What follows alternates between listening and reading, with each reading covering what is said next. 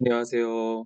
오늘은 3.3 선형탄성 재료로 된 원형봉에 대해서 배워보도록 하겠습니다. 다음은 선형탄성 재료로 된 원형봉입니다. 전단에서의 후크의 법칙을 오늘 한번 적용을 해볼 건데요. 이 선형탄성 재료로 된 원형봉을 보면 다음과 같이 겉면을 이렇게 떼어내 볼 수 있습니다. 떼어내 보면 토크가 이렇게 발생을 하면 토크가 이 방향으로 발생을 하는 거죠. 발생을 하면 겉면에서 봤을 때는 이런 전단력이 발생을 하겠죠. 그래서 타우라는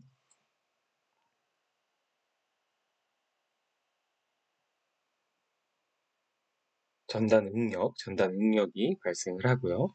그러면 이 방향으로 전단 응력이 발생을 하면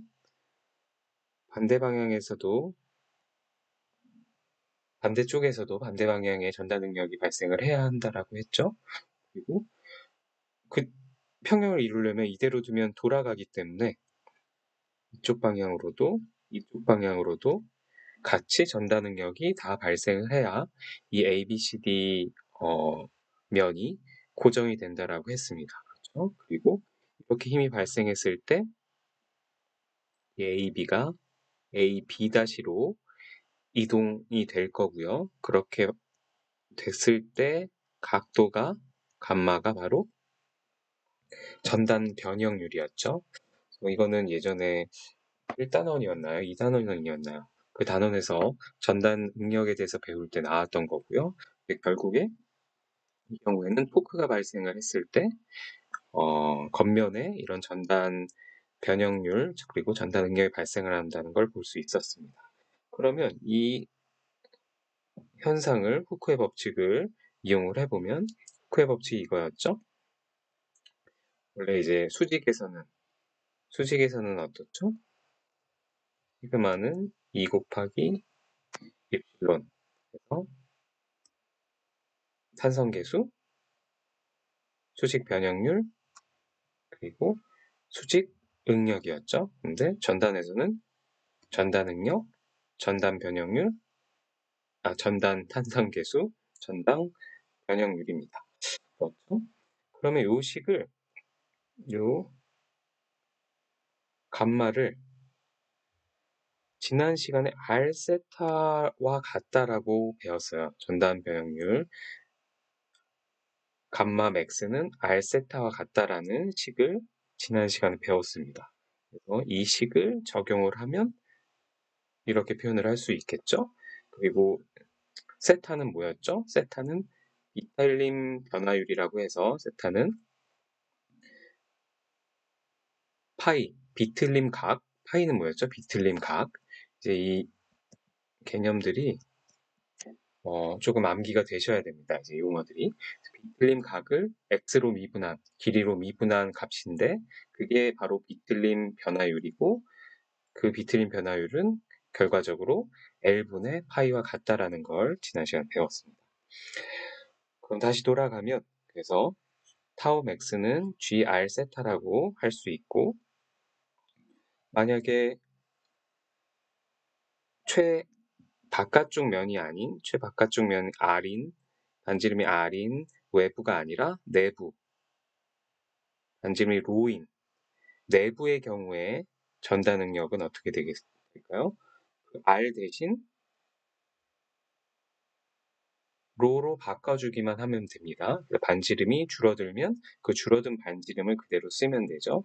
이렇게 되면 결과적으로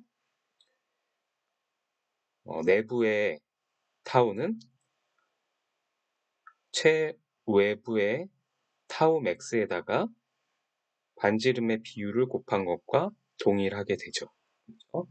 그래서 로가 결국에 R이 되면 타우는 타우 맥스와 같아지게 되는 겁니다.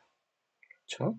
그래서 최대 전단 변형률은 R 곱하기 세타가 반지름 곱하기 세타였지만 내부에서의 변형률은 로 곱하기 세타. 내부의 반지름을 곱해주면 된다고 했었죠. 그리고 사실 오늘 배우는 거에 이제 가장 중요한 것은 이 비틀림 공식이에요. 비틀림 공식. 비틀림 공식.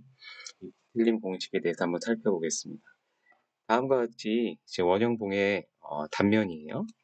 이 단면을 살펴봤을 때 전단 응력과 타워와 토크 T 힘 사이의 관계를 고려하기 위해 미세 단면적 DA의 전단력 타워에 대한 모멘트를 구해 봅시다. 그럼 이게 무슨 말이냐면 전체 면적에 발생을 하는 것은 그 오른쪽 그림에서 전체 면적에 발생하는 것은 토크인데 이렇게 작은 면적 DA라는 작은 면적에 발생하는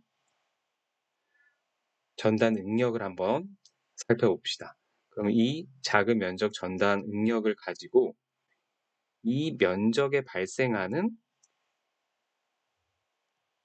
DM 모멘트를 한번 구해보도록 하겠습니다. 모멘트가 발생을 하겠죠.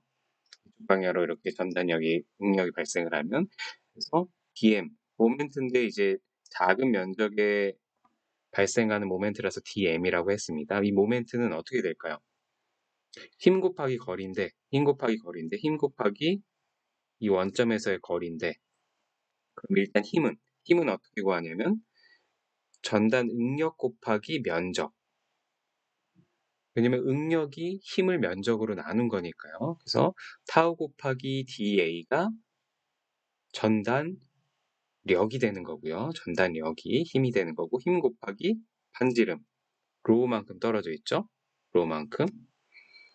그래서 이 값이 모멘트가 되는 거고요. 그런데 우리가 앞에서 배웠다시피 내부의 타우는 맥시멈 타우에다가 반지름의 B를 곱한 것과 같았습니다. 그렇죠? 그러면 여기 타우의 위치에다가 이 식을 대입을 해주면 다음과 같이 정리가 되겠죠. R분의 타우 맥스 로 제곱 DA가 바로 이 작은 미소 면적에 발생하는 모멘트입니다. 모멘트. 그러면 우리는 토크는 어떻게 구하냐? 작은 면적에서의 모멘트를 다 적분을 하면 이 전체 면적에 발생하는 모멘트들을 다 구해서 더하면 결국에 그게 토크가 되는 겁니다. 그러면 그 토크는 DM을 면적으로 적분을 한 거다. 그러면 DM식이 위에서 구했으니까요. 얘를 여기에다가 적어주고 적분을 할 때 상수는 앞으로 꺼내올 수 있죠. 이 R분의 타우 맥스라는 건 상수죠. 정해진 값이죠. 그러니까 밖으로 끄집어 나올 수 있고 나머지는 로우 제곱 DA만 남게 됩니다. 그렇죠. 그럼 이제 적분을 하기만 하면 되는데 이때 편리하게 이 적분에 해당하는 값을 IP라고 정의를 내립니다. 그러면 이거 대신 IP를 적으면 식이 간단해지죠. 그래서 토크는 R분의 타우 맥스 곱하기 IP라고 되는데 그럼 이 IP는 뭐냐? IP는 극관성 모멘트라고 합니다. 영어로는 폴라 모멘트 오브 이너시아라고 하고요.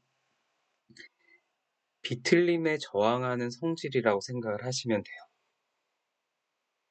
비틀림에 저항하는 성질. 그러면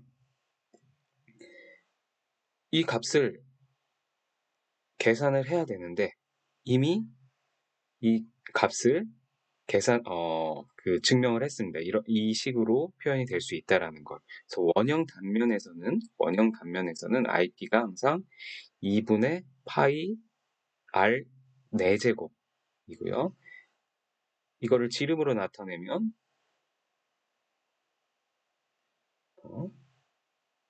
2분의 D는 R이라고 하고 집어넣으면 32분의 파이 d 4제곱으로 나타낼 수 있습니다. 내가 반지름을 쓸 거냐 지름을 쓸 거냐에 따라 식을 결정을 하시면 되고요. 그리고 다시 최대 전달 능력에 대한 식을 정리를 하면 우리가 지금 아까 t가 r분의 타우 맥스 ip였죠. r분의 타우 맥스 ip여서 결국에 타우 맥스는 최대 전달 능력은 ip분의 tr 식이 되죠. 그리고 이 식을 바로 비틀림 공식이라고 합니다. 비틀림 공식이라고 하고 대신 IP를 또 구해줘야 하니까 IP가 뭐 주어진다면 IP의 값을 더하면 되고요. 만약에 IP가 주어지지 않고 반지름 혹은 지름값만 주어졌다. 그럼 여기에 식을 활용을 해야겠죠. 이 식을 활용을 해서 만약에 지름에 대한 식을 넣는다. 지름에 대한 식을 넣으면 정리하면 타우 맥스는 파이 d 세제곱분의 16t다 라는 식이 나오게 됩니다. 그래서 뭐 이 두 가지 식을 다 기억을 해 놓으시면 되겠죠. 그리고 봉의 중심으로부터 거리가 로우만큼 떨어진 곳의 전달 능력은 계속적으로 똑같습니다. 그래서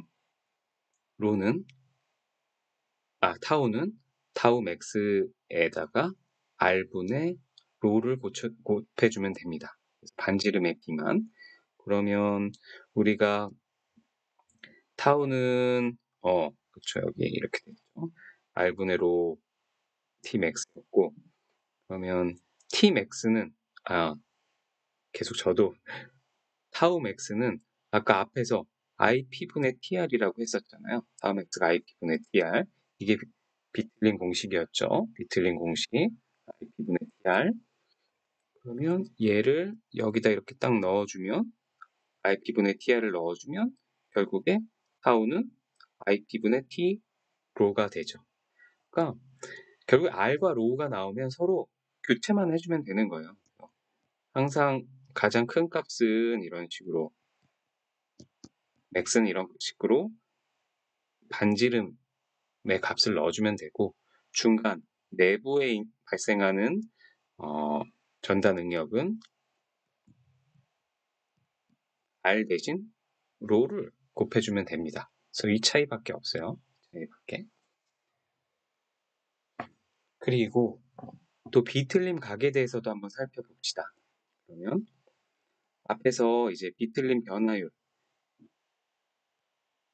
변화율을 가지고 다음과 같은 식을 썼었죠. 아까 타우 max는 grz 앞으로 한번 가볼까요? 이제 이런 걸 썼나? 네. 여기서 했었죠. 여기 다시 뒤로 가면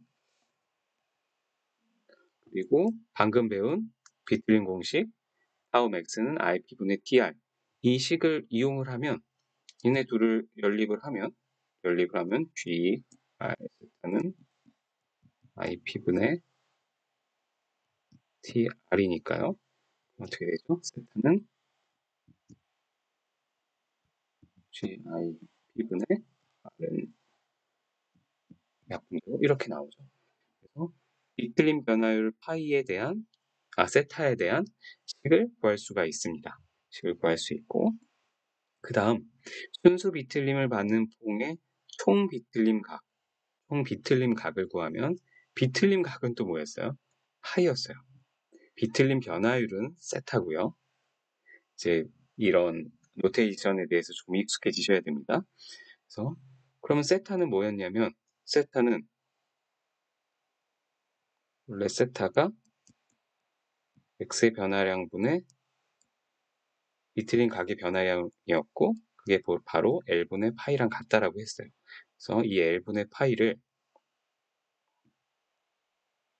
여기에 넣어주면 파이에 대한 식을 구할 수 있겠죠? 파이에 대한 식은 결국에 이 L이 곱해지면서 파이는 GIP분의 TL이라는 식이 됩니다. 그렇죠.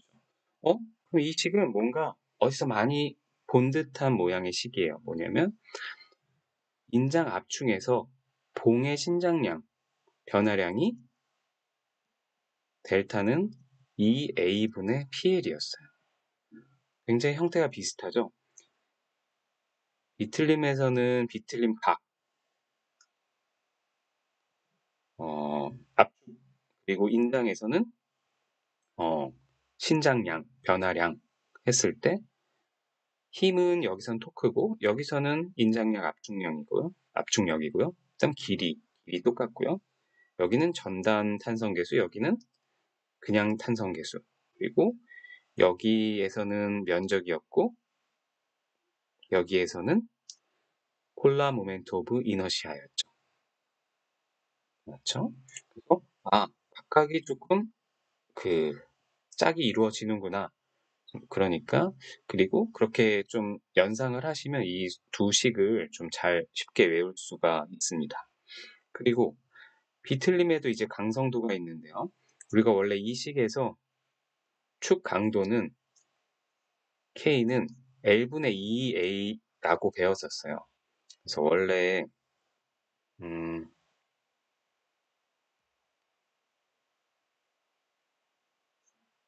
이런 형태가 된다고 했었죠. 스프링 상수고 이게 변화된 길이고 이렇게 힘이었을 때 그럼 그렇게 나타냈을 때 이 K에 해당하는 값이 여기서는 2A분의 L의 역수죠.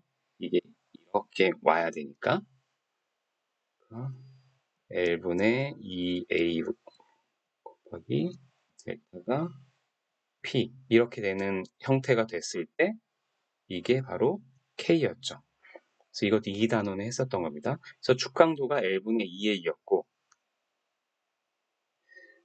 여기서도 똑같습니다. 그래서 여기서도 여기에 해당하는 값의 역수가 L분의 GIP가 되고 그 값을 K라고 하는데 여기서는 비틀림 강성도 전단 압축일 때는 전단 압축이래요. 인장 압축일 때는 축 강도 그리고 그것의 역수가 뭐였죠? 역수가 비틀림 유연도였죠. 강성의 역수가 유연도였습니다. 그쵸? 컴플라이언스 얘도 원래 인장 압축에서도 이거의 역수가 유연도여서 L분의 2A가 2A분의 L이 됐었죠. 그래서 오늘은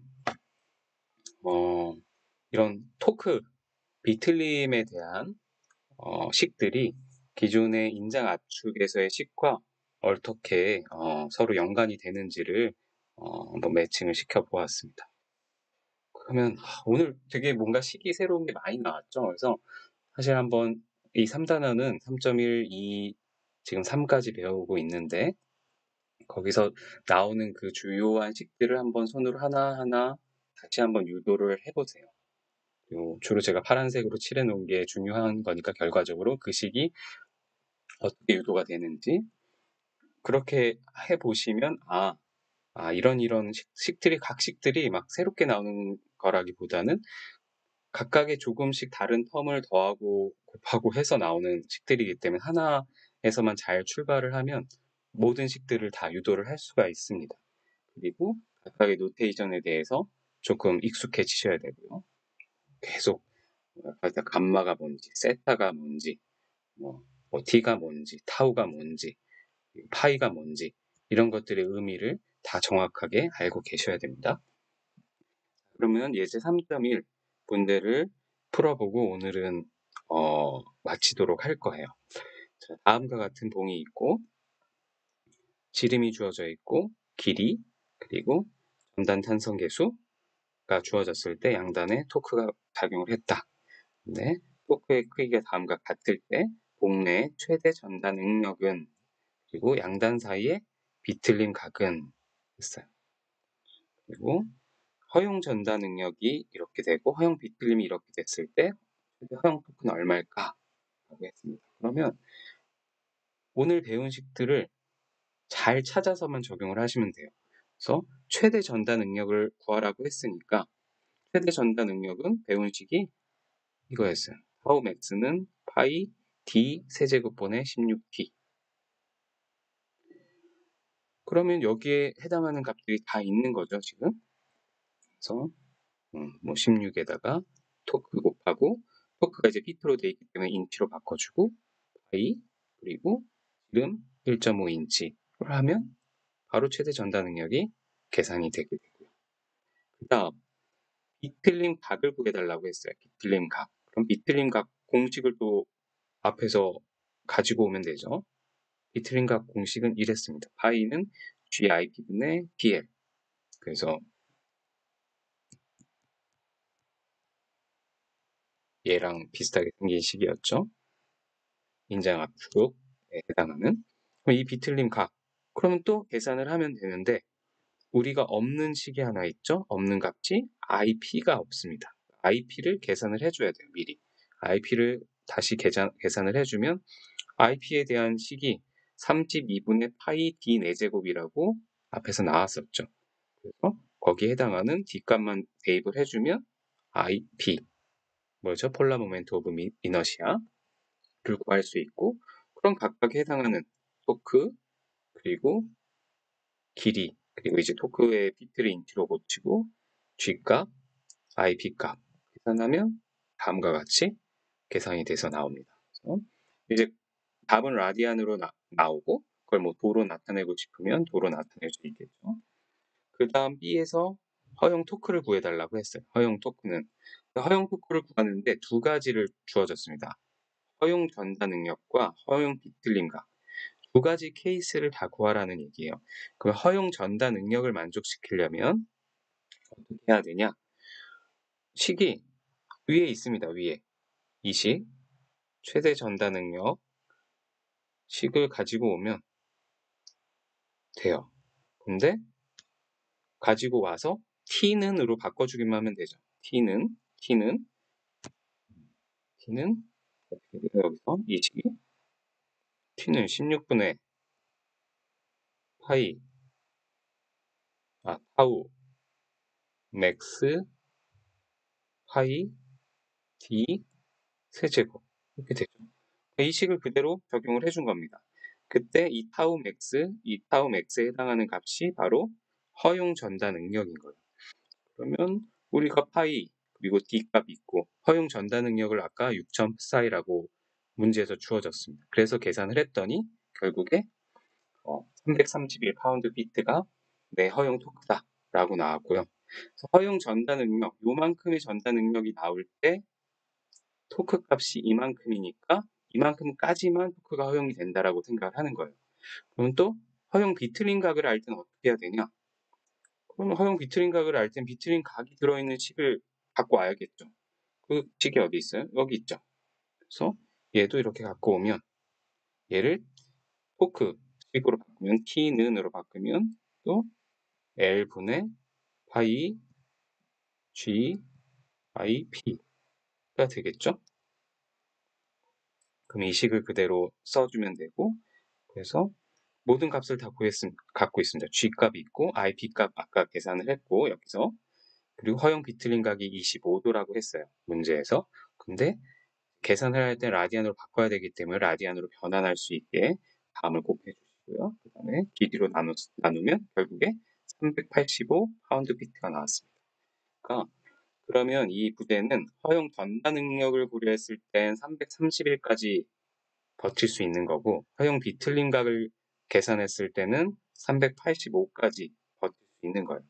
그러면 큰 값을 선택해야 돼요? 작은 값을 선택해야 돼요? 이 구조물이 안전하려면 작은 값을 무조건 택해야겠죠. 작은 값. 그래서 331에 해당하는 것이 바로 우리의 허용 토크가 되겠습니다. 네, 오늘은 일단 여기까지 하도록 하고요.